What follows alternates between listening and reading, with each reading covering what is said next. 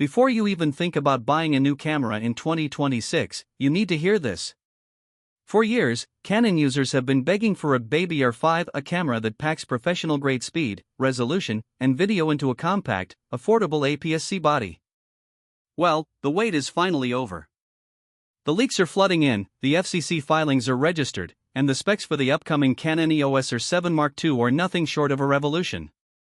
We are talking about a sensor that could rewrite the rules of wildlife photography and a video engine that puts cinema cameras on notice. If you think your current setup is good enough, this video is going to change your mind. Today, on TechVibe, we are diving deep into the definitive, authentic leaks of the R7 Mark II. Stick around until the very end, because I'm revealing the rumored release date and a secret feature that Canon borrowed directly from their $6,000 flagship, the EOS R1. You do not want to miss this. For a long time, the APS-C market felt like a second-class citizen. If you wanted the best autofocus or the highest resolution, you were forced to go full frame and empty your bank account.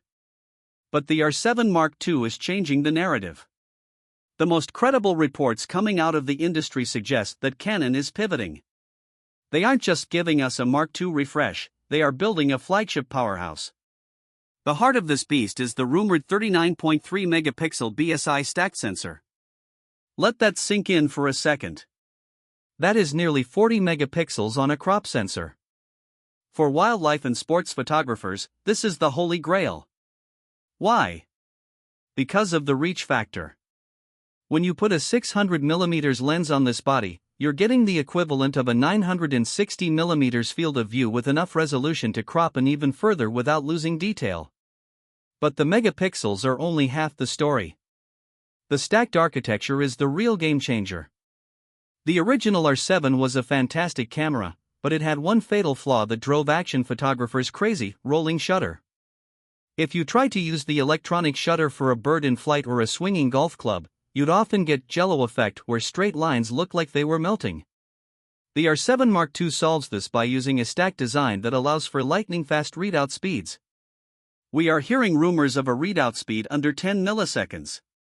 This means you can finally use the electronic shutter for everything, capturing up to 40 frames per second with virtually no distortion.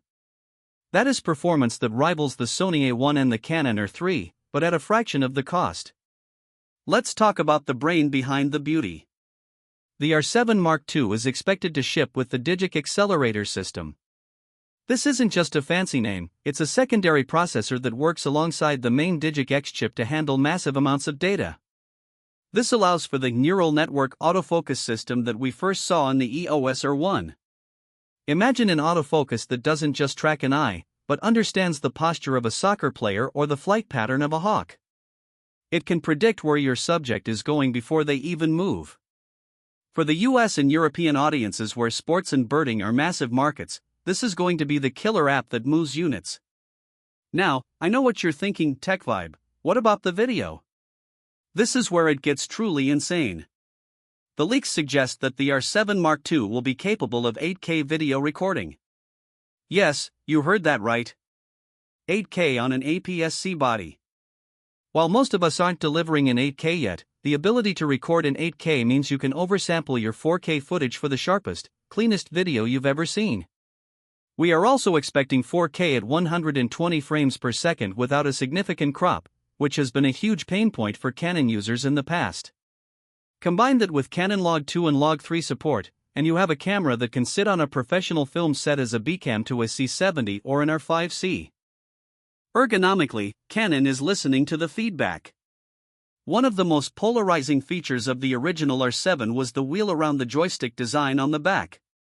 While innovative, it felt fiddly for many pros.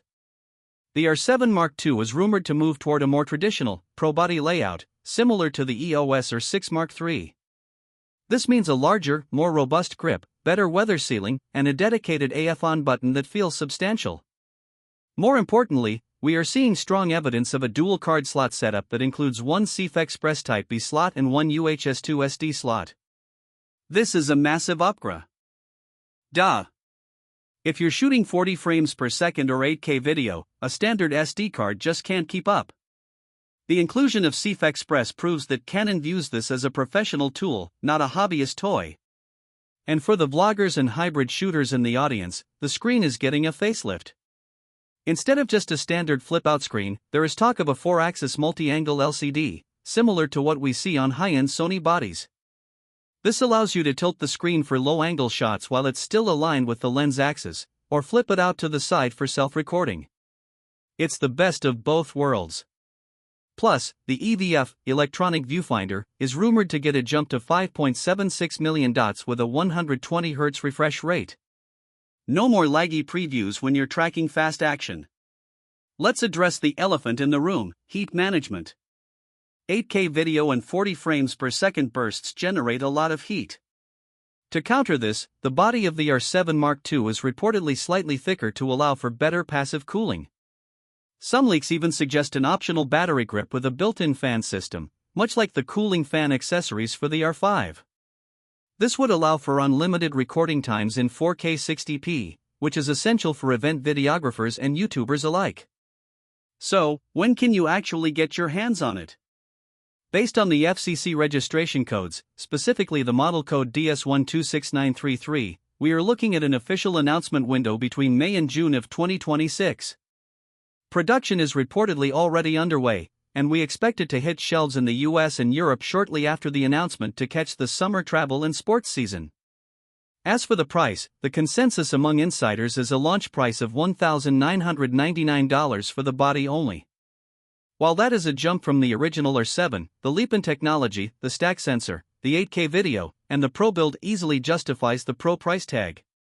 Before we wrap up, I promised you a look at that secret feature. The R7 Mark II is rumored to include in-camera upscaling, powered by AI. This means if you take a photo and need even more resolution, the camera can use its deep learning processor to double the resolution of your JPEGs or HEIF files in camera, turning that 40MP shot into a staggering 160MP image with incredible detail. This is a feature currently reserved for the most expensive full-frame cameras, and seeing it come to the R7 line is a testament to how much power Canon is packing into this body. The Canon EOS R7 Mark II isn't just an upgrade, it's a statement. It's Canon saying that the APS-C format is alive, well, and ready to dominate the mid-range market. Whether you're a wildlife photographer who needs the reach, a sports shooter who needs the speed, or a filmmaker who needs the 8K resolution, this camera is looking like the one camera to rule them all in 2026. Thank you so much for watching TechVibe. We work hard to bring you the most authentic, verified tech news and deep dives. If you found this video helpful, do us a huge favor: hit the like button, subscribe to the channel, and turn on the notification bell so you never miss a breakdown of the latest gear. We've got some incredible comparisons coming up, including the R7 Mark II versus the Sony A6700 successor, so stay tuned for that. What do you think? Is 40 megapixels on a crop sensor too much, or is it exactly what you've been waiting for?